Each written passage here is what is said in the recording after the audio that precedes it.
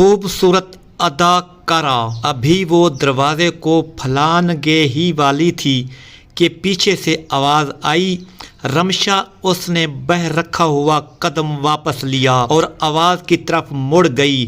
رمشا، یار وہ مجھے کچھ پیسوں کی ضرورت ہے۔ وہ سر نے ایک نیا پروجیکٹ دیا ہے، اس کے لیے کچھ چیزیں چاہیے۔ باسط نے اس کے رکنے پر مزید اپنی بات کی وضاحت کی۔ بھائی تم امی سے لو نا، میرے پاس تو صرف 500 روپے ہیں۔ نہ میری توبہ کل کے لیے تھے، نہ 1000 پوری رات تک سناتی رہی ہیں اور ابھی بھی منہ پھولا ہوا ہے۔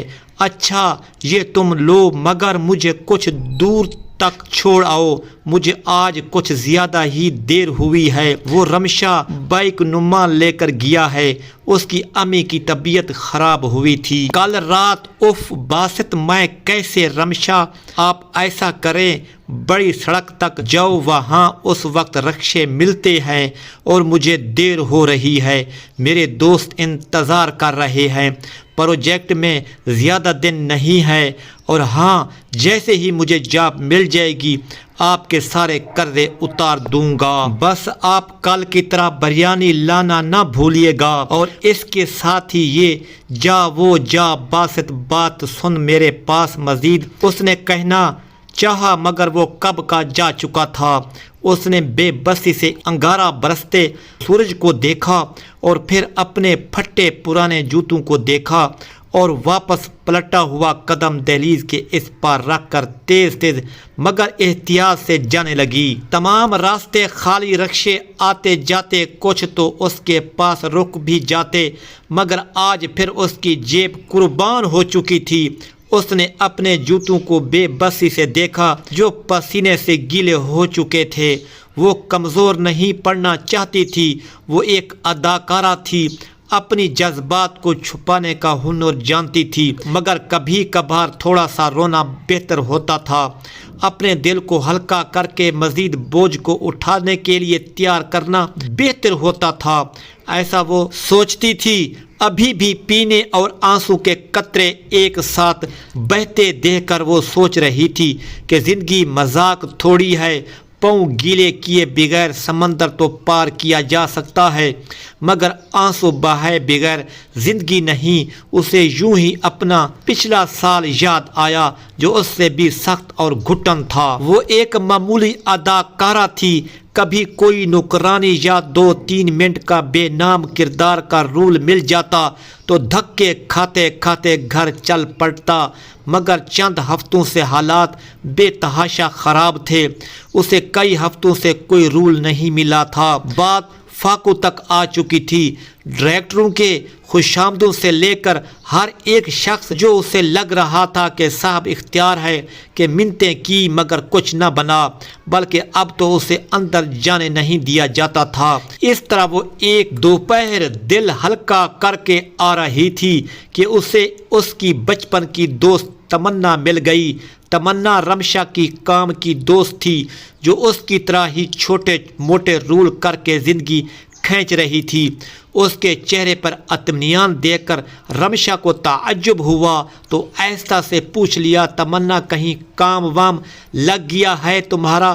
میرا مطلب ہے آج کل بہت کم نظر آتی ہو، کہاں پر ہوتی ہو؟ وہی اپنے نصیبوں کا دھندا ہے، وہی اداکاری مگر دوسرے سٹائل میں۔ اس نے پھیکی مسکراہٹ سے جواب دیا، تمنا کیا مجھے کوئی کام مل سکتا ہے وہاں؟ وہ میں بھی آج کل کام ہی ڈھونڈ رہی ہوں۔ اس نے آس بھری نظروں سے تمنا کو دیکھا۔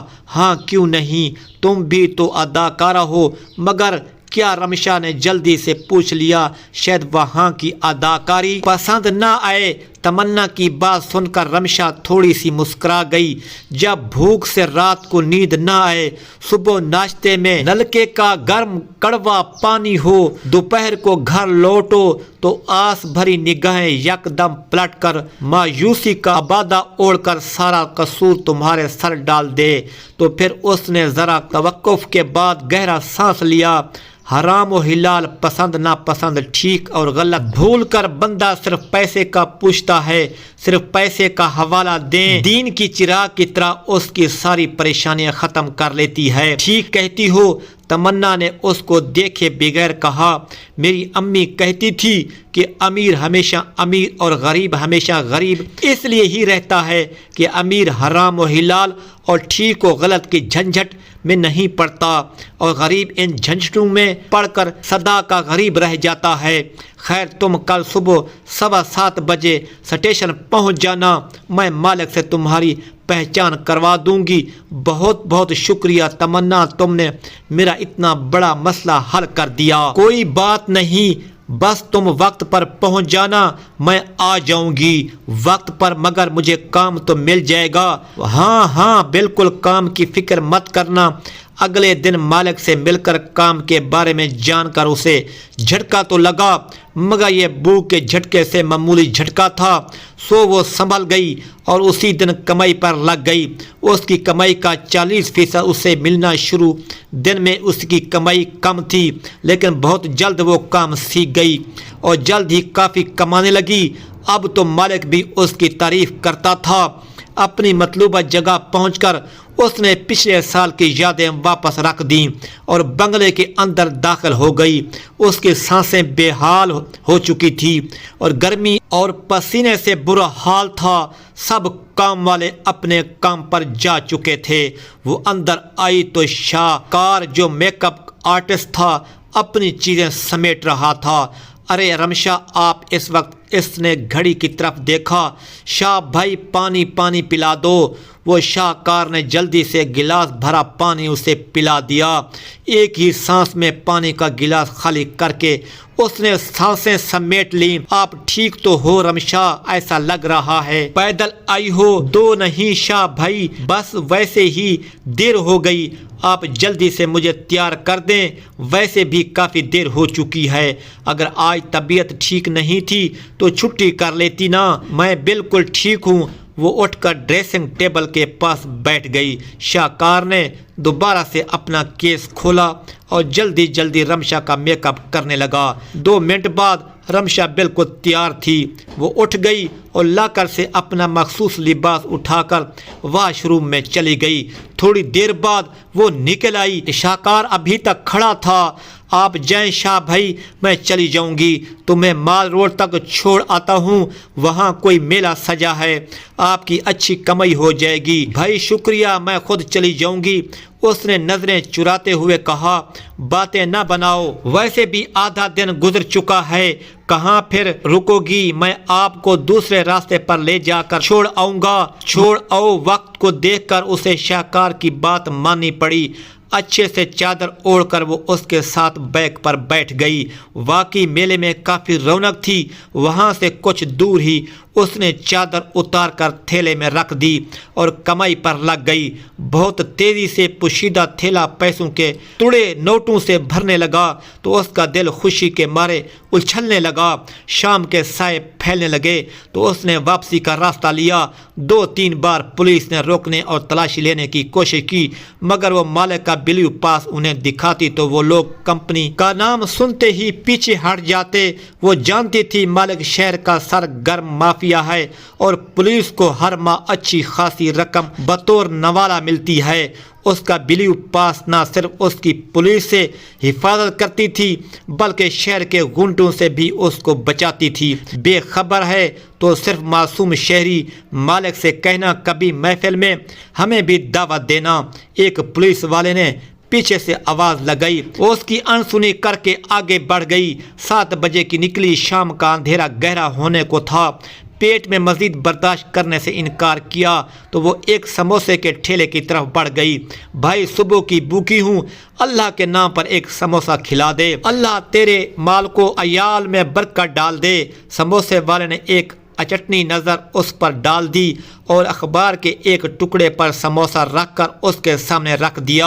اوے جمال چاچا، اتنی ہٹی کٹی لڑکی اور ایک سموسہ، آپ 2 سموسے اور دیں، پیمنٹ میں کر دیتا ہوں۔ یہ ایک جانی پہچانی آواز تھی۔ رمشا کا ہاتھ لرزا اور ڈرتے ڈرتے آواز کی طرف دیکھا اور ڈر کر کبھی کبھار بیچ بھی ہوتا ہے۔ یہ باسط تھا اپنے 4 دوستوں کے ساتھ، مگر باسط اور میلے پر اس کا تو کوئی پروجیکٹ تھا، اسے سمجھ نہیں آ رہا تھا۔ واہ یار، اتنی فراغ دلی باسط، کچھ دوستوں پر بھی نظر کرم کر لیا کرو۔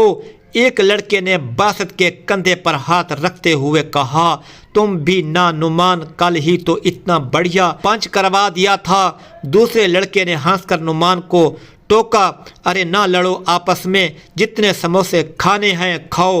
باسط نے شان بے نیازی سے کہا، واقعی جیسا واقعی سچا اور کھرا دوست ہے۔ باسط سب لڑکے سراہنے لگے۔ جمال چاچا، پہلے اس فقیرنی کو دو اور سموسے۔ دوسرا، جی اچھا باسط بابو، فقیرنی نے اسے گھر بھی جانا۔ رمشا ہنس پڑی، ہاں وہ فقیرنی ہی تو تھی، چہرے پر کالا میک اپ، ناک میں لوہے کا زنگ آلود لونگ، پاؤں میں گندے ٹوٹے جوتے، ایک پھٹا پرانا بدبودار فراق، بالوں کی عجیب شکل میں چوٹیاں۔ وہ فقیرنی تو نہیں، اداکارہ تھی، بس سارا دن فقیرنی کی اداکاری کرتی، لوگوں کو جھوٹی دعائیں دیتی، بھوک کا واویلا کرتی، بیماریوں کا رونا روتی، جوانوں کی منتیں کرتی، بچوں کے سروں پر ہاتھ رکھ کر ان کے والدین کو التجا بھری نگاہوں سے دیکھتی۔ وہ بس ایسی اداکارہ تھی۔ رمشا کو یہ جان کا جھٹکا لگا تھا، 10 روپے کے لیے وہ ہاتھ پھیلا کر مانگتی تھی۔ وہ کن پروجیکٹوں پر خرچہ کیا جا رہا تھا، مگر جیسا کہ وہ اداکارہ تھی سو وہ جذبات چھپا گئی، اور ویسے بھی وہ پہچانی نہیں جا رہی تھی۔ جمال چاچا، کتنے ہوئے باسط بابو؟ 500 روپے۔ 500 روپے بڑھا دیا۔ دوست ہو تو باسط جیسا واقعی یاروں کا یار ہے۔ باسط اور باسط کا سینہ خوشی سے پھولا جا رہا تھا۔ اس سے یہ لو جمال چاچا 500 روپے۔ پاس کھڑی فقیرنی آنسو بہانا شروع کر چکی تھی تاکہ مزید بوجھ اٹھانے کے لیے دل تیار رہے۔ رمشا نے ایک رکشے کو اشارہ کیا اور مالک کے بنگلے کا پتہ سمجھا دیا۔ اسے جلدی سے اپنا 40% لے کر گھر جانا تھا، اور ہاں، راستے میں باسط کے لیے بریانی بھی لینی تھی۔ آج کے دن کی اداکاری بہت کٹھن تھی۔